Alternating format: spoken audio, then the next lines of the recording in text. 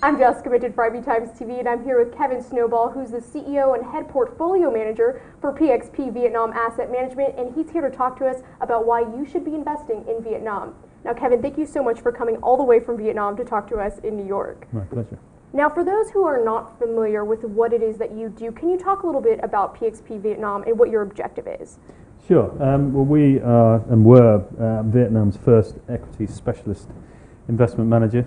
We've been in existence for a little bit over 11 years. We've been managing money in Vietnam since the 31st of December 2003, and substantially all of the fund's money is invested in Vietnam listed stocks.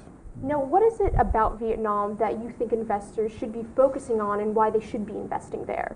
Well, I think it's a very exciting time for a fairly new frontier or developing emerging market, call it what you will.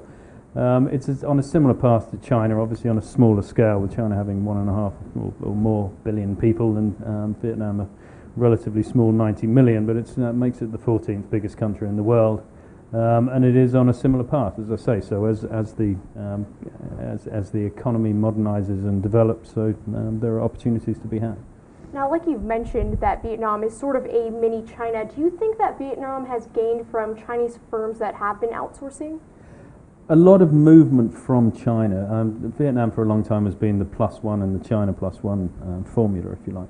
But whereas it used to be a lot of very much low-end, low-value-add garment production, Vietnam's now definitely moving up the value chain. So, for example, Samsung assembled 24% of its global smartphone production in Vietnam last year, representing 10 or 11% of Vietnam's total exports.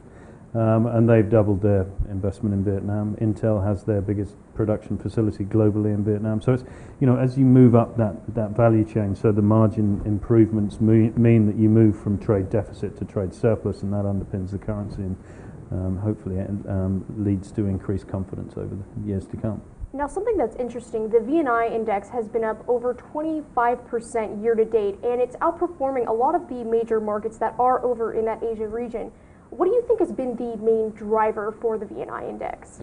Well, a lot of it's to do with the fact that we're at a different stage in the economic cycle to the rest of ASEAN, so for Philippines, Malaysia, Indonesia, Thailand specifically. So Vietnam has inflation coming down as the government has introduced or shifted away from growth above everything as monetary policy to attempting to promote a stable development of the economy. So, although we didn't have the hot money inflows that the ASEAN markets did earlier in the year, so we haven't had the volatility. The currency has been the most stable in the region, if not the whole of Asia, year to date, other than the Hong Kong dollar and the yuan, which are other pegged currencies. So, there have been dramatic improvements in the way that the government has been running the country on a monetary policy basis. And that's certainly building confidence. Something that investors are a little weary about when they do look at Vietnam is basically inflation over the years, as well as some of those bad loans that were in the banking sector. What sort of improvements have you seen since you have been over there?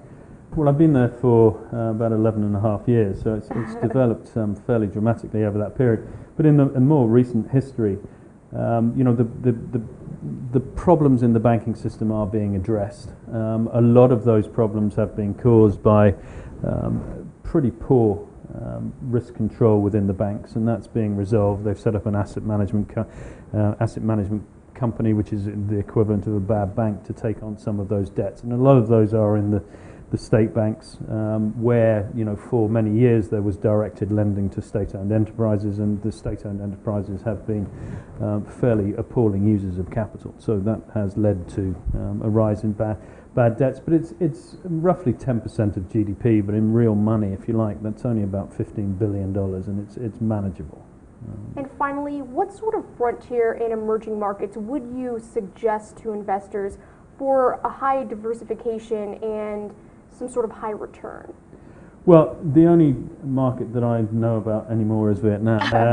We are 65% below the all-time high in US dollar terms. The market is, in spite of having had a 19% increase last year and a 20-odd% increase year to date, is still way behind its all-time high.